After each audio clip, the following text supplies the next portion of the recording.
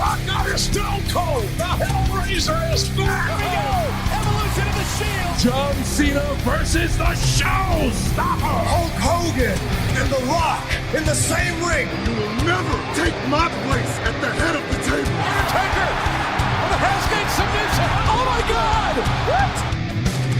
My God, Michaels just kicked Cena's head off. The Monday Night Wars have come to WrestleMania. It'll be The Rock. It'll be Austin one-on-one. Third and five to the Undertaker. Do you believe in miracles? The streak is over.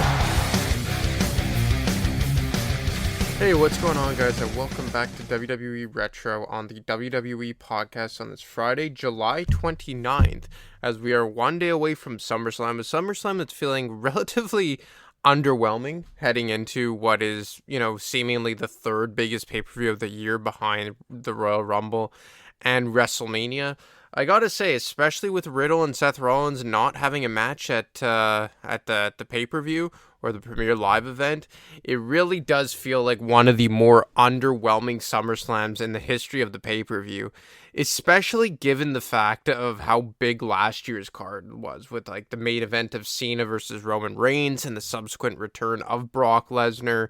You had Bobby Lashley versus Goldberg, although not a great in-ring match, but still big from a name perspective. Edge versus Seth Rollins, the return of Becky Lynch. Last year's SummerSlam truly felt like the WrestleMania of the summer, but not so much this year, especially with the underwhelming main event of Brock versus Roman, which feels like the 20th time. But we're going to go back in time today and cover a SummerSlam that I don't think a lot of people talk about that much, and that is SummerSlam 2000. And I watched this SummerSlam quite a bit in my lifetime, mainly because one of my buddies growing up had the pay-per-view on a DVD. So I remember watching it a lot and really liking this pay-per-view. And the thing is that it really isn't talked about all that much, which I find very, very strange, because there were so many matches and moments that are pretty historic from that pay-per-view. The one thing that I think that of the reasons why it isn't brought up a lot is because of one of the wrestlers that wasn't at this pay-per-view, and that was Stone Cold Steve Austin. And for an Attitude Era pay-per-view to not feature Stone Cold Steve Austin, it's a pretty big omission, right? And that was kind of what we came to get used to from late 1999 into the later 2000 months. And that was because Steve Austin was at home nursing a neck injury. Now, he had made sporadic appearances. He helped The Rock win the WWE Championship. I believe it was at Judgment Day in 2000 or Backlash. I forget, the pay-per-view against Triple H. He helped blow up the DX Express, but he really was yet to come back in an in-ring capacity. So the year 2000 was basically the year of The Rock and Triple H. The Rock playing the role as the top babyface and Triple H playing the role as the top heel. Kind of Triple H sliding into the role that The Rock had been in 99, and The Rock sliding into the role of Steve Austin in 99. But there were also a lot of other different guys who really kind of broke onto the scene, namely Kurt Angle. And we'll kind of work our way up the card here as we break down each and every match and kind of give a backstory, if it's worth it, that is. Because I guess not all matches are worth going completely in depth for. But it was a really cool pay-per-view to see like where the company was at, and it just goes to show that even at this time, missing by far the biggest star that the industry had to offer, that it was still okay and you could still put on an incredible pay-per-view. So the show opens up in a 6-man tag team match of the Right to Censor, featuring Bull Buchanan, Steven Richards, and the Good Father, going up against Too Cool of Grandmaster Sexay, Rikishi, and Scotty 2 Hotty. And, I mean, I don't know if you guys remember the Right to Censor, but they were arguably the most annoying faction in the history of WWE. even because of their theme song. Their theme song was literally just a siren going off on repeat. And Steven Richards, I thought, really kind of opened up his character a lot, especially given the fact that he had come from, the BWO in ECW. And look, the Right to Censor was what they were. They were just a lower card heel faction. And them going up against Too Cool, who, for me, I always loved Too Cool. I thought they were a really fun gimmick. I thought Rikishi was a good worker. Obviously, Scotty 2 Hotty had the worm. They were really over with the crowd. But the Right to Censor win this match in just under 5 minutes, 4 minutes and 57 seconds. And, a classic match to open up a pay-per-view, 6-man tag team match, but the heels getting the victory to kick off this show. Then we go to X-Pac versus Road Dogg in a singles match, as it's DX member versus DX member. And look, I'm sure everyone has heard the term of go away heat, aka X-Pac heat. I really never understood the draw with X-Pac, and I think I'm not alone in that statement. And, I think that he was a very big benefactor of being good buddies with the likes of Triple H and Shawn Michaels and Kevin Nash and Scott Hall and all the other members of the Clique. And look, he defeats Road Dogg in 4 minutes and 40 seconds, or 31 seconds, sorry. And look, I mean, it is what it is. I thought that this is a match that, you have a hard time kind of selling to a crowd. But I mean, hey, look, 2 decent workers. They obviously have the DX background to draw off of here.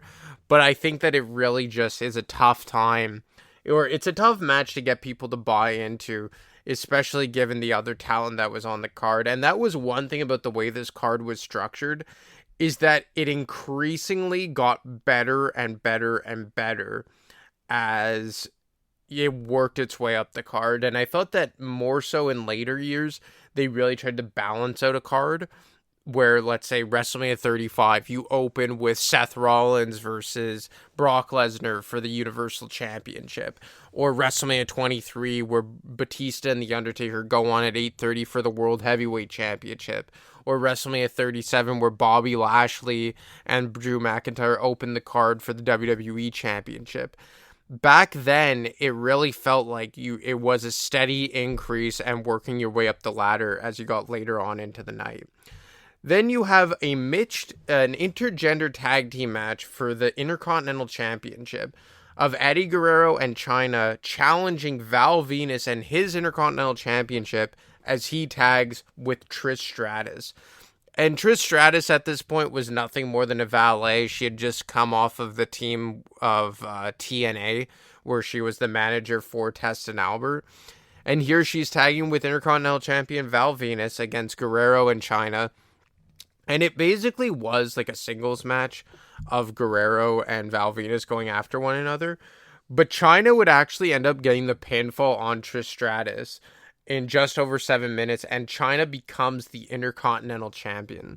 So a pretty big moment at a SummerSlam where Chyna, a female, wins the Intercontinental Championship. And unless I'm mistaken, I believe to this day, Chyna is the only woman to hold the Intercontinental Championship.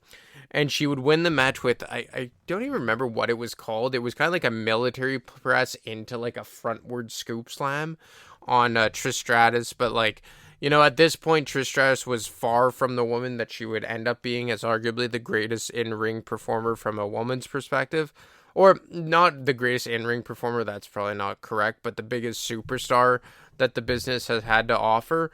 But I guess at this point that would kind of be rivaled by the likes of Becky Lynch and Charlotte, who are far and away much better in-ring competitors than Trish Stratus, and also don't come with all the baggage of being sexified and objectified at that point in the match, along with being an in-ring competitor. Then you get Jerry Lawler versus Taz in a singles match that lasts just over 4 minutes and 20 seconds.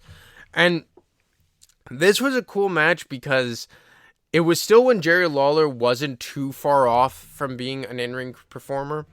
And, he wasn't going to have a heart attack after having an in-ring match, which he had right here in Montreal. I believe that was in 2011. And, it was kind of built off of Taz kind of getting in the face of Jim Ross and Jerry Lawler over the course of their commentary. And it ends with Taz getting a jar of candy broken over his head by the likes of Jim Ross, who helps out his good buddy, the King.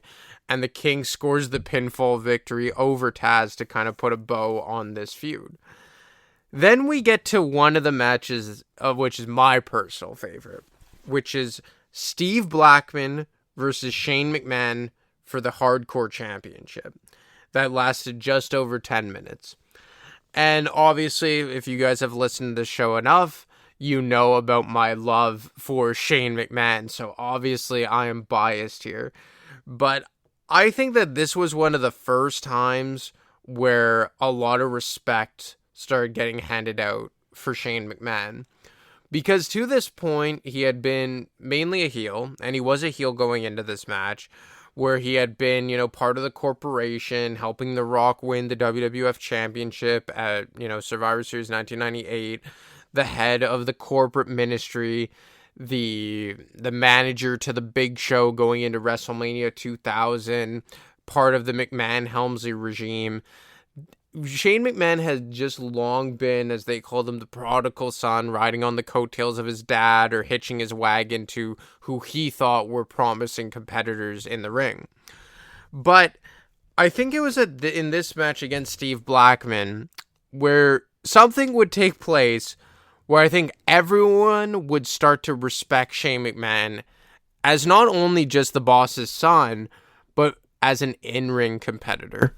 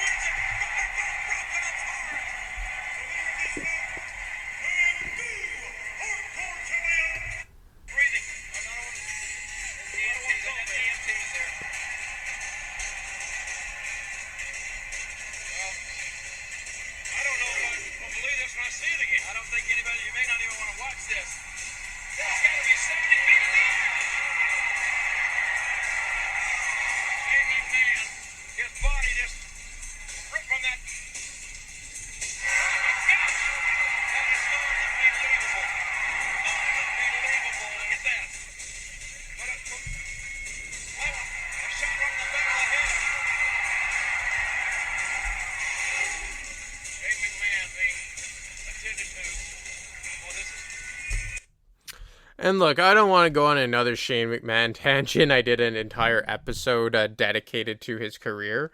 But I just think that there's not enough respect given to what Shane McMahon did to his body just to get over with the crowd. And I think that this was the first example of Shane McMahon doing that, where, you know, he climbs up the side of the rail of the stage, and there wasn't really a ramp for the old set of SummerSlam. It was just flat on the floor.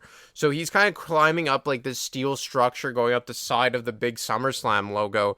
And Steve Blackman chases him up there and, you know, starts hitting him with the kendo stick. And you could see Shane positioning himself, and he just kind of pushes himself off and lets himself fall straight back onto the, I guess, the drop pad or whatever it was. And obviously very secure, but like, Shane McMahon just kind of made a living off of taking just absolutely insane bumps. And look, I mean, they even played off of it. Like, I remember Stephanie McMahon once said, you know, people like you, Shane, because you jump off of big things, which is kind of true. And look, hey, case in point me, I'm a guy who really was a sucker for that. But Steve Blackman, another guy who, I guess during this era, I always kind of call him the Cesaro of the Attitude Era, because a guy who had a really good look, a good in-ring performer, kind of had like the black belt gimmick going on, but just a very bland character. I think that's selling Cesaro a bit short, but I think Cesaro has more to give than Steve Blackman ever did. But all in all, I think that they were kind of comparables in the roles that they played in the company at the time. So the next match is Chris Benoit versus Chris Jericho in a 2 out of 3 falls match. And 2000 was kind of the year of these types of guys, like Benoit and Jericho, in really their rise into the upper mid card. And, you know, these two had quite a few matches against one another over the course of this year. They squared off in a triple threat match at WrestleMania 2000, along with Kurt Angle in a 2 falls match for the Intercontinental and European Championship. They would also square off at the Royal Rumble 2001 in a ladder match for the Intercontinental Championship. They would end up actually tagging with one another in the Forgotten TLC match on a Raw. I believe it was in May of 2001, and they became the tag team champions. And look, like, these two had really good chemistry, both as opponents and as tag team partners. And that also kind of spilled into the Ruthless Aggression era, into like the years 2004, 2005. Both were involved in the first ever Money in the Bank briefcase match at WrestleMania 2005, WrestleMania 01 in Hollywood. And Benoit ends up getting the victory in just over 13 minutes and 1 second. As he defeats Jericho 2-1 in a best 2 out of 3 falls match, and a really good middle of the card match, non-title, and just really good wrestling. Like, you can never go wrong with Benoit versus Chris Jericho. Then we get to the first ever TLC ladder match between Edge and Christian, the Dudley Boys, and the Hardy Boys. And look, they say that this was the first ever TLC match.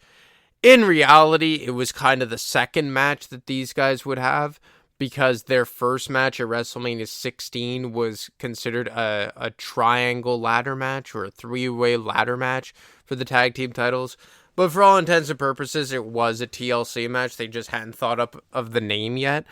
So this was kind of like the second of 3 installments between the Dudleys, the Hardys, and Edge and Christian. And I think this is the one that does get forgot about the most, because A, it wasn't the best. That one is reserved for WrestleMania 17. And B, it wasn't the first, as that was WrestleMania 16. And C, it wasn't at WrestleMania. But it is technically the first ever TLC match between these two. And WrestleMania 17 was TLC 2. But, like I said, it pretty much was the second match of these guys. And this match went over 18 minutes, 18 and a half minutes. And it was the second longest match on the card. And it surely did not disappoint when it came to a finish. Back up! How's he doing it? And Deagle is back up. The turning ball is marching. Who's going to be the champions? The Dudleys or the Hardys? Jeff got his hand on the titles. Jeff, he touches the goal. Close to the promised land. Jeff was touching the goal. We got to fight for him right here. Get it. He's got him. No, wait, Devon's got him. Wait a minute. They both got him. Who's going to be the champion if Devon? I thought they're hanging. Now what? Devon and Jeff Hardy are hanging. What the heck? They're hanging for that little high above the ring. No, they got him. No. Devon knocked down. Get the belt, Jeff. Look at that, Jeff.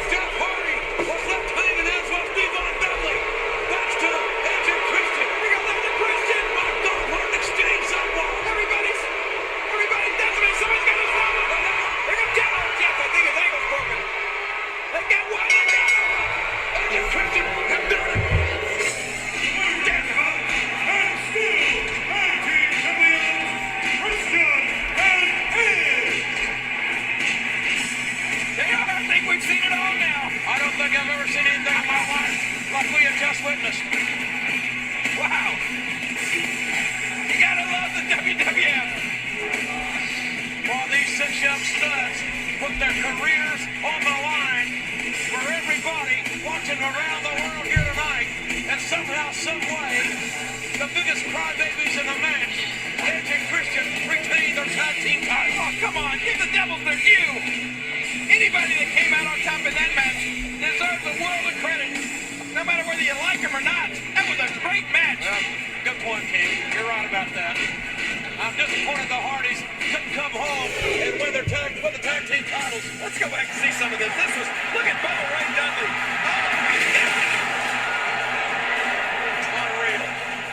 And then Devon and Jeff Hardy just hanging in there, like I said, like two pinatas. The Dudleys and the Hardys are that close to becoming the tag team champion. Watch Devon when he hits the ground here. Oh, man.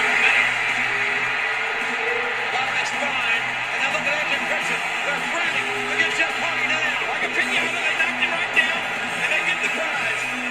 They get the WWF Tag Team Championship. Man, the bump Bubba Ray Dudley took in this match, my word, just gets shot off the top of the ladder, and he goes barreling through 4 tables set up on the outside. Matt Hardy takes a crazy bump as well, and like it was always with these 6 competitors, they never disappointed and arguably stole the show every time the 6 of them got together. So after that, you kind of need a cool down match. And what about a stink face match between the Cat and Terry?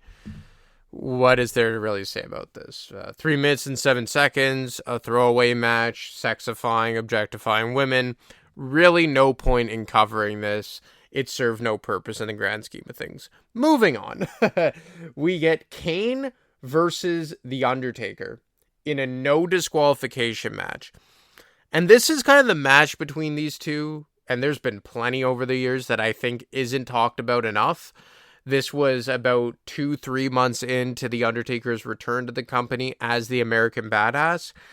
And this is the match that I think gets lost in the shuffle a lot when we talk about this rivalry. So considering that, let's take a listen on how this match came to be at SummerSlam 2000.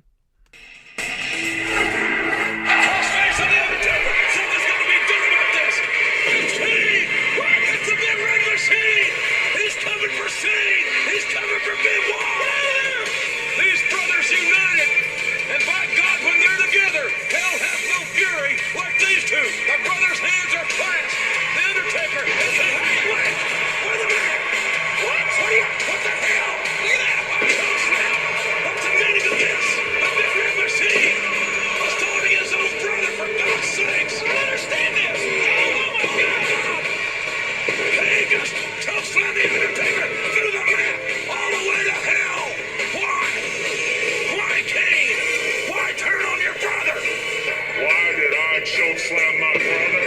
I am a monster. It's The Undertaker. He wants answers from his brother, and Kane doesn't want to give him answers. Wait a minute. Kane with the right hand. A sucker punch to The Undertaker. Why is Kane doing this? Why is Kane turning on his own flesh and blood? Kane has drawn the blood of his own brother.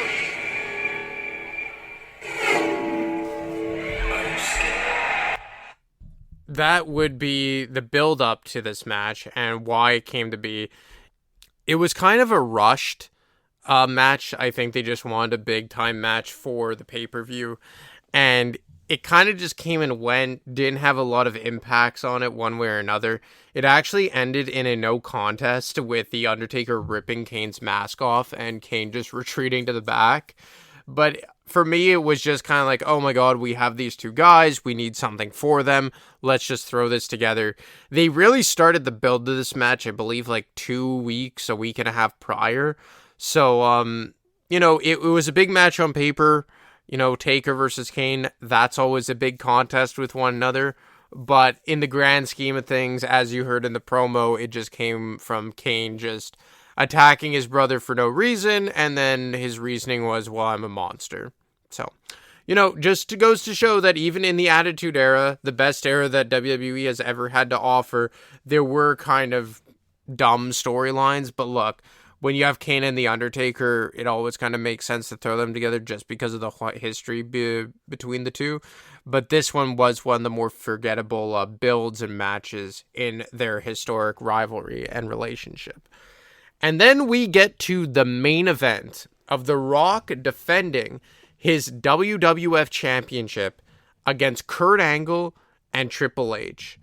But the fact is that even though The Rock was the champion and arguably the most popular star in the company at the time, especially with Stone Cold Steve Austin on the sideline, as you'll hear in the build of this match, The Rock and his World Championship was an afterthought heading in to the main event of SummerSlam.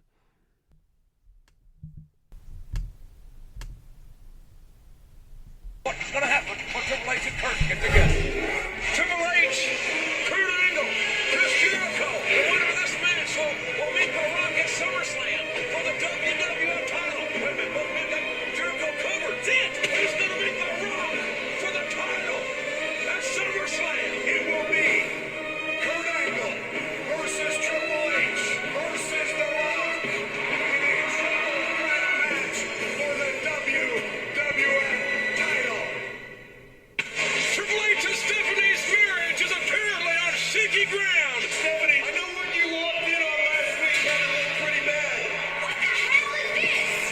But you gotta understand that was completely innocent. I'm so concerned over Stephanie and Triple H's relationship. I'm sure everything will work out and it'll be all right. But I need some space right now. Some space right now. If you need anything at all, anything, Stephanie, I'll always be there for you as a friend. Kurt Angle saving Stephanie from going through the table. The hug from Kurt Angle and Stephanie came. A big hug. Triple H is livid. Kurt and I are just friends. Where is it written that a guy and a girl can't be just friends? I know you're foolish. Friends my ass, Steph. Uh-oh. My baby girl Calls me up crying on the phone. That's where I draw the line. If she ever does it again, neither one of you two will even want to be in the World Wrestling Federation. We understand each other. The law has been laid down. The focus is The Rock. The focus is the WWF Championship. Triple H and Kurt Angle are on the same page. If Kurt Angle and Triple H stay on the same page at SummerSlam, Rock won't have a chance. Kurt Angle buried the hatchet with Triple H. Angle and Triple H look like they're brothers. Angle's being decimated. But why isn't the game helping him? Where the hell were you? I thought we were in this together. I just got my butt kicked. You left the right. But it damn sure looks to me like Triple H and Kurt Angle are not on the same page. They're not even reading the same book. The two of you, both of you, need to stop fighting like children, okay? Wait a minute! Oh no! Kurt! Stephanie bouncing off the steel step! Oh my god! Stephanie's hurt, King!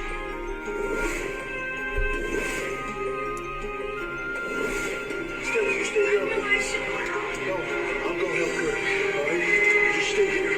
Triple H has come out to help Kurt Angle, but he's the one who's now being destroyed! It looks like Angle's leaving the game high and dry! So much for this teamwork, this truce between Kurt Angle and Triple H, King! I really care about you, Steph. You don't realize how much I care about you.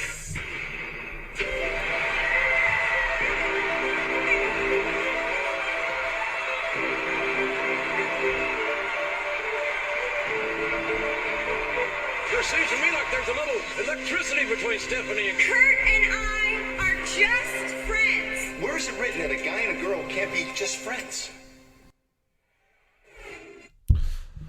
So Kurt Angle and Triple H were basically at the heart of this main event. It was basically a story between Kurt Angle and Triple H, and The Rock was just kind of used as the, I don't know, like the cog in the machine to get them into the main event and make it a main event level match. Because as you heard in that promo, this was all about pretty much a love triangle between Kurt Angle and Triple H and Stephanie McMahon, and they were just kind of thrown into the main event. The Rock had nothing to do with it, and it ends with Kurt Angle kissing an unconscious Stephanie McMahon, and then she wakes up and seemingly likes it. So obviously, by the time this match is ready to go, there's a lot of animosity between Kurt Angle and Triple H. Kurt Angle comes out before the match even starts, cuts a really intense promo on Triple H, which results in a brawl before the match would even get underway. Triple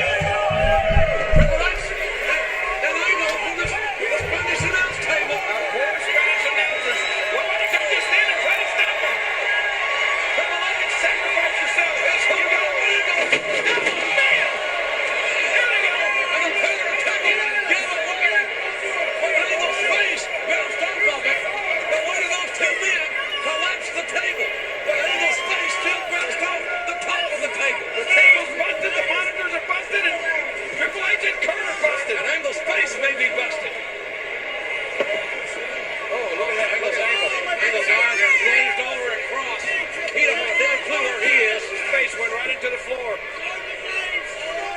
Angle in a field position here. Angle may be out of this thing. His eyes are glazed over. Angle. And wait. Oh my God. Oh my God. Wait a minute. Triple H has got that sledgehammer. Triple H going to use that sledgehammer on Angle. But here comes the Rock.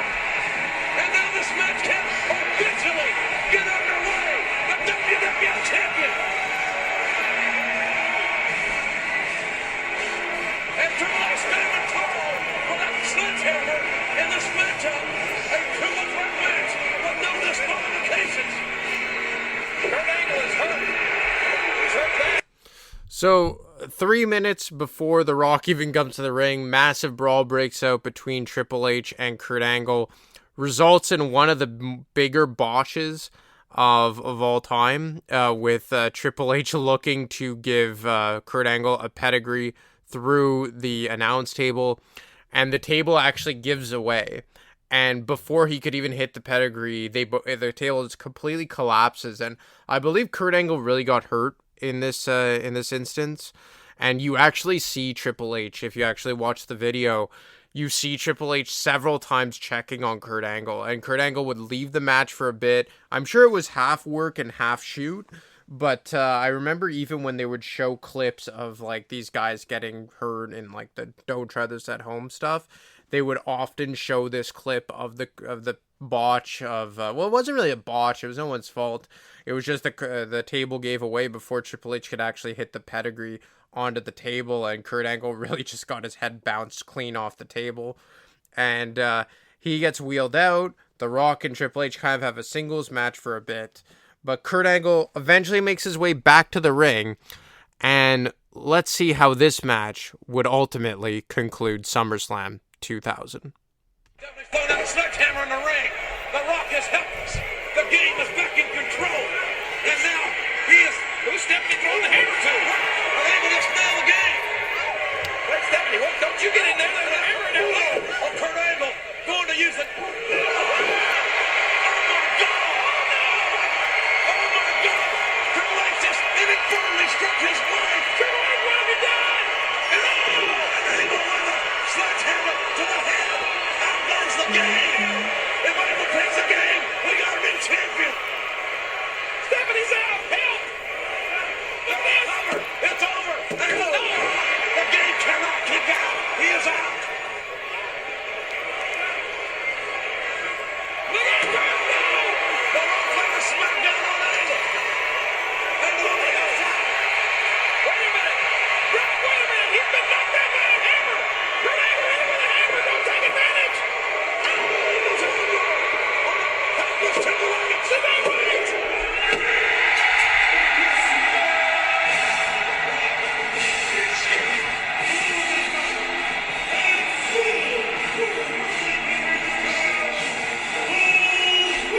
Through hell, high water, sledgehammers, and wives, The Rock has retained the WWF title. How'd he do it? Stephanie, she's out like a light. Get help. This has been the damnedest, most unpredictable triple threat match for the gold I have ever witnessed. This has been the damnedest, most unpredictable SummerSlam I've ever witnessed. The Rock is still the WWF champion. And there you have it. The Rock would take advantage on the miscommunication, I guess, or Triple H knocks out his own wife. Kurt Angle knocks out Triple H with the sledgehammer. The Rock hits the people's elbow after getting Kurt Angle out of the mix, retains the WWF Championship to end SummerSlam 2000, and SummerSlam goes off the air with Kurt Angle carrying an unconscious Stephanie McMahon to the back as Triple H is left lying in the middle of the ring. And this entire program wasn't a coming out party for Kurt Angle, and to be honest, his entire first year was a coming out party. Arguably the best first year we've ever seen in professional wrestling. And he would actually win the WWF Championship at No Mercy. I believe it was No Mercy in 2000, about 2 months after this match, with Stephanie McMahon actually accompanying him to the ring. Triple H got involved in that match as well. But 2 pay-per-views later, Kurt Angle would finally win his first ever WWF Championship, defeating The Rock after plenty of interference in that match, and he would later drop it back to The Rock at No Way Out in 2001 in February. But all in all, a very big SummerSlam, a very good SummerSlam, and one that kind of goes to show the kind of star power that WWE used to, or WWF at the time, used to have up and down the card, even without a Stone Cold Steve Austin. And a little flashback to SummerSlam from 22 years ago as we head into SummerSlam tomorrow. Well, anyway, guys, that's all I got for you today. I hope you enjoyed my review of SummerSlam 2000. As always, you can get me on Twitter at ADamarco25. You can get Matt on Twitter at wrestling_audio, or you can email him at realwwepodcast@gmail.com. Anyway, guys, enjoy the pay-per-view. I'll talk to you next week. Thanks for listening to the WWE Podcast. Don't forget to subscribe on your favorite podcast app so you don't miss a show, or head to WWEpodcast.com. And for all of these shows ad-free, head over to patreon.com/WWE Podcast. Until then, we'll see you next time.